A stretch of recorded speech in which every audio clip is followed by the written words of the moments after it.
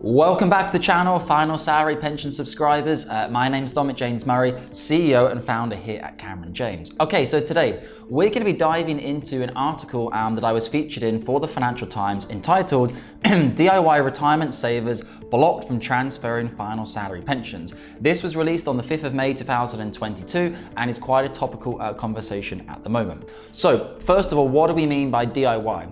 DIY is obviously a do-it-yourself person who wants to transfer the final salary scheme and then invest the money themselves. We have to take a bit of a trip down memory lane to understand the context of this. So in 2015, the FCA came out with legislation to say anybody with a final salary defined benefit scheme over the value of £30,000 must take regulated and authorized financial planning advice from an authorized pension transfer specialist. This in itself created a huge amount of extra work and cost from a financial advisory perspective in order to be able to provide this advice. One of the things which comes from before 2015 is there was a lot of bad advice in the past on final salary schemes. The FCA deemed in 2015 the majority of people transferring pensions before that point should not have transferred their pension. As such, they brought in this new legislation.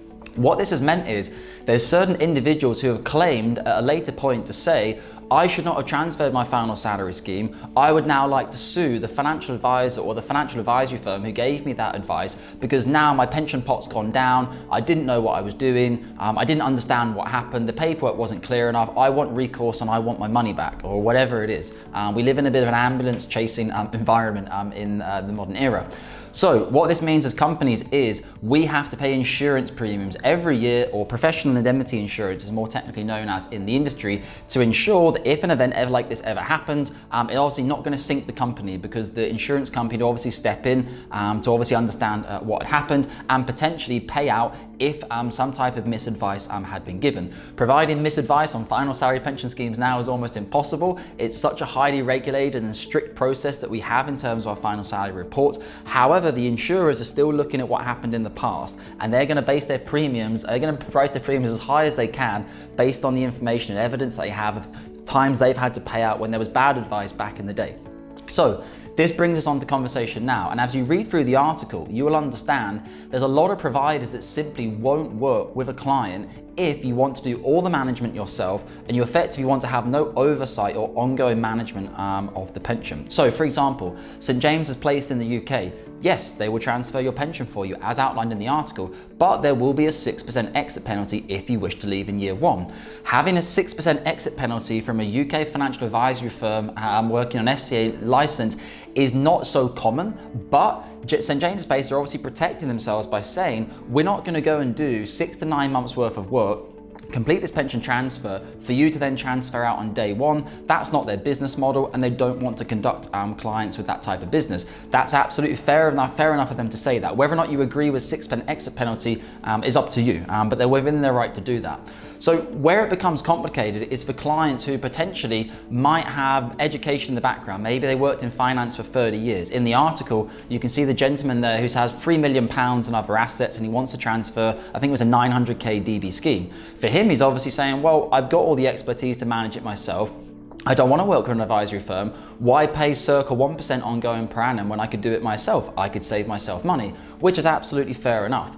As I put in the article, from Cameron James' perspective, we will consider those cases on a case-by-case basis. If a client comes through straight away and says, I want to manage my pension myself, they have no ISAs, no previous stocks, they've never managed a pension themselves, we'll be looking at and saying, well, hang on a minute, I'm not sure you should move £500,000 or £1 million and manage it yourself inside a SIP, because we don't really feel comfortable that you're going to correctly manage that asset over the course of time. We're the ones that have facilitated the DB pension transfer, so it's us who potentially the litigation could come back to from a PI perspective. We're not really comfortable with that. As such, we would like to opt ourselves out of working with you because we don't want to have any trouble in the future. And then obviously compare that to the previous example, someone very intelligent in finance, got experience managing their own money. If they came through and said, Cameron James, I would like to transfer my £900,000 pension pot. After that, I'd like to manage it myself and I would like no ongoing advice from you. From our perspective, it's not really an ideal client because obviously we set our shop up to understand our clients and work them over the long term. That's what's profitable for us. Being a chop shop, as I referred to in the Financial Times article, is not really profitable for us. the fees that we have to charge on the initial basis are really there to try and cover off the initial work we do. Some of my clients say, well, charge more. Okay, fine, yes, we can charge more, but a lot of clients are not going to like that. They're going to say, that's ridiculous. I don't want to pay a 4 or 5% initial transfer fee. That's a huge amount of money.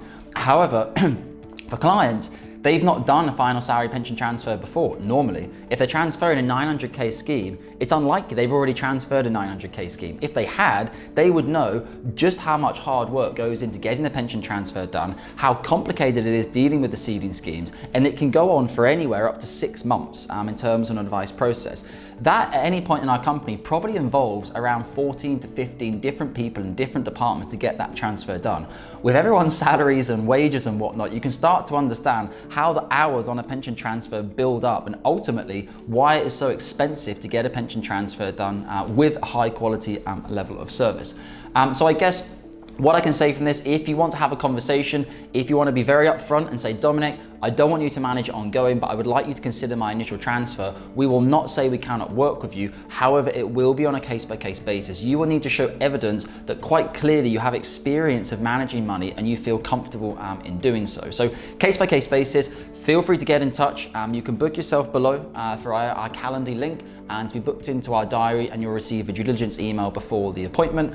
You can also use the WhatsApp link there as well to find out a little bit more information first before booking yourself into the appointment. So guys, I hope you have a time to read through the article. It's a really interesting one, and it just kind of goes to highlight what's happening in the industry at the moment. Currently, the DB market is shrinking down dramatically. The number of advisors, such as Cameron James, who are saying, we want to stay in the industry, we're happy to pay the PI insurance, we want to keep working, are getting less and less because a lot of advisors don't want the aggro, they don't want the hassle. It's very difficult work compared to doing a lump sum or compared to doing an ISA transfer. Doing final salary pension transfers is really complicated. So at the moment, we kind of have this balance of financial advisors trying to stay in the market to give you advice, but then if everyone just wants to take the advice and go off and manage it themselves, there isn't enough advisory fees for the firms that are remaining in the market to make it profitable for them. So it's a bit of a cat and mouse game, and obviously all clients will always look out for what is best for them. If someone can do a transfer and they want to transfer out on month 1, that might be fantastic for them, but it can basically screw the rest of the system for all other clients. And obviously firms can choose